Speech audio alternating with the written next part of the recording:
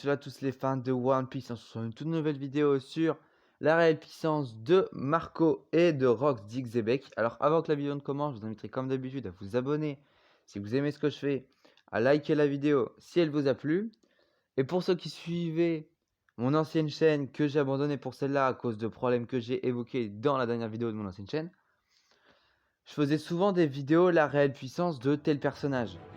Alors du coup, si vous voulez, vous pouvez aller les voir et je compléterai toujours cette playlist avec toutes les vidéos de la réelle puissance que je vais sortir en comptant bien sûr celle-là.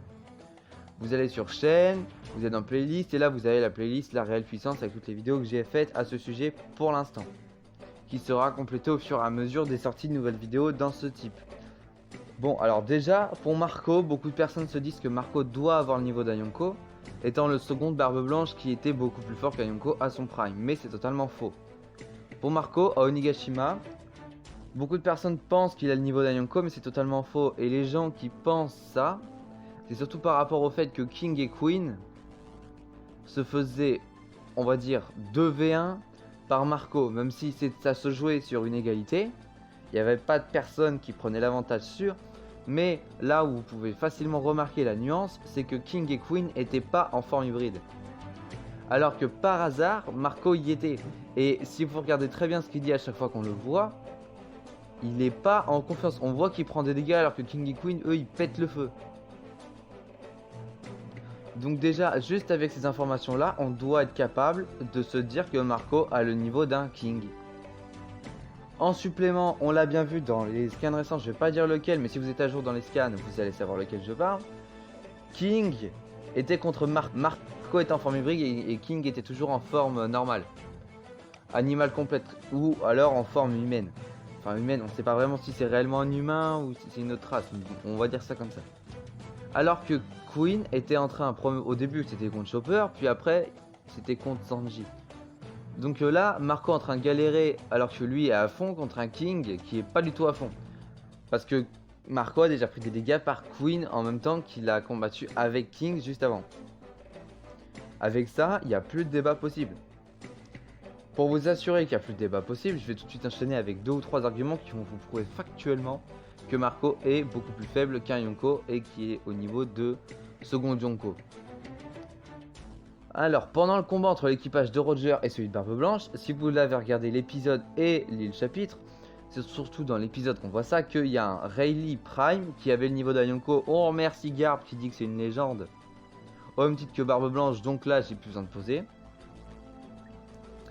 Que Marco s'est fait arrêter à un doigt par ce Rayleigh Prime niveau Yonko. Donc, Marco ne peut pas avoir le niveau d'un Yonko.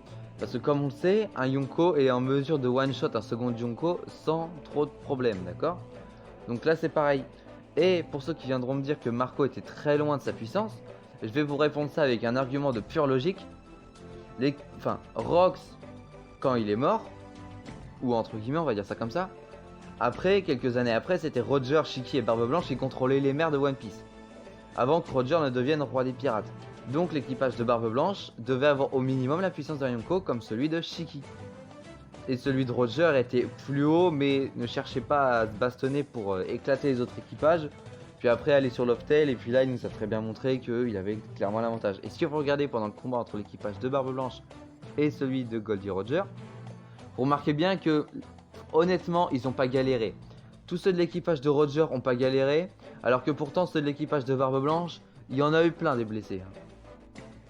Et pour ceux à qui ça ne suffirait toujours pas, dans les scans récents, je vais toujours pas en parler pour éviter le spoil, mais ça nous a été très clairement dit que c'était Luffy qui avait la prime la plus grosse de l'Alliance. Marco faisant partie de l'Alliance, Law on sait très bien sa prime, Kid on sait très bien sa prime. Honnêtement, il n'y a plus de débat possible. Marco a une prime inférieure à 1,5 milliard. Il doit avoir à peu près 1,3 milliard, voire 1,4 milliard grand maximum. Mais là, on a posé la base totale. Personne ne peut venir me contredire. Parce que comme on sait, un Yonko a au minimum une prime de 4 milliards hors Barbe Noire qui est Yonko. Mais bon, il a juste battu Marco qui n'a pas le niveau d'un Yonko du tout, hein, honnêtement. Et a réussi à terminer avec son équipage en galérant comme un porc, hein, Barbe Blanche, qui était à 10 minutes de mourir. Donc, il n'y a plus vraiment de débat sur Barbe Noire. Mais on a bien vu que Shanks, Kaido et Big Mom sont au-delà des 4 milliards, à peu près. Donc, on va dire que c'est 4 milliards, on va prendre large. C'est mieux pour Marco qu'on prenne pas plus haut. On divise ça par 2, ça nous donne 2 milliards. Et il a une prime inférieure à 1,5 milliard, qui est quand même un quart moins haut que 2 milliards. Là, je pense qu'à ce niveau-là, j'ai plus besoin de poser de débat. Marco n'a pas le niveau de Yonko. Il a le niveau de second Yonko qui est égal au niveau d'amiral. Et pour ceux qui croiraient toujours pas que un amiral est égal à un second Yonko ou à peu près égal, je vous mets juste ça. Hein. La marine, c'était Onigumo plus Kizaru contre Marco. Donc Marco était vraiment, c'était l'équivalent de s'il se tapait King et Wuzu par exemple. C'est compliqué, hein? Bah ouais, tu t'en tapes 2. Donc à ce niveau-là, déjà vous vous rendez bien compte que c'est plus compliqué. Jose, il s'est fait avoir par surprise à cause de l'état de santé de Barbe Blanche. Ace, il y a eu un petit combat, mais ça se termine en jeu égal avec Aokiji. Ok, après il a perdu contre Akainu, mais le problème c'est que Akainu a un fruit qui le surpasse, donc c'est pas compliqué. Alors qu'il y aurait eu un combat Akainu-Marco, Marco aurait gagné parce que le magma ne peut rien faire sur les flammes bleues. C'est pas plus compliqué que ça. Pour enchaîner dans cette vidéo, je vais parler de Rox Dixiebeck avec un très simple argument. Beaucoup de personnes pensent que Barbe Blanche en fait est plus fort que Roger et Rox Dixiebeck du coup en l'occurrence, parce que Barbe Blanche a le titre d'homme le plus fort du monde, mais ça n'a aucun rapport. Soit parce que l'homme le plus fort du monde, que ça veut dire qu'il est plus fort que les autres.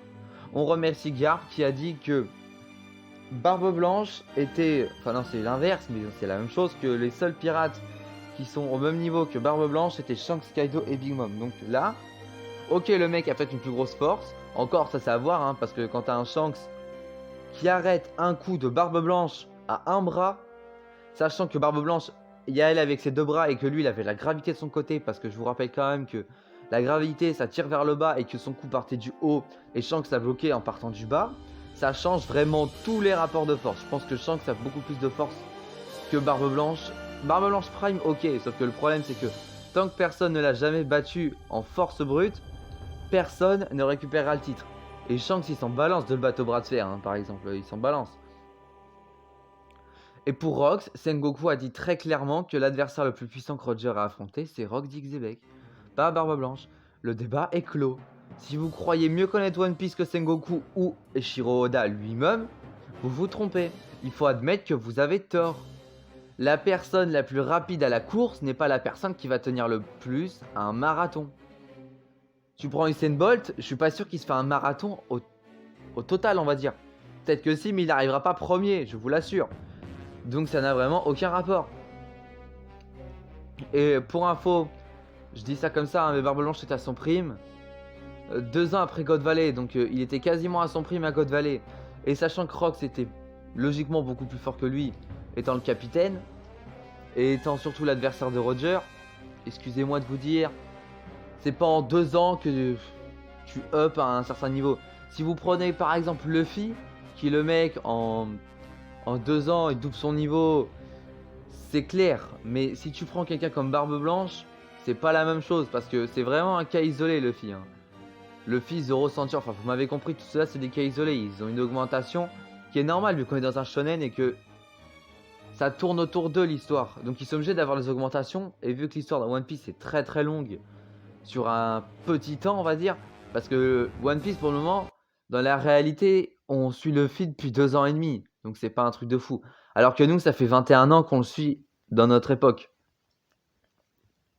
Bon, j'en ai terminé pour cette vidéo. J'espère qu'elle vous aura plu. N'oubliez pas, je sors au moins 2 vidéos par semaine. Alors abonnez-vous. Et aussi, likez la vidéo si elle vous a plu. Allez, on se retrouve dans une prochaine vidéo. Allez, salut!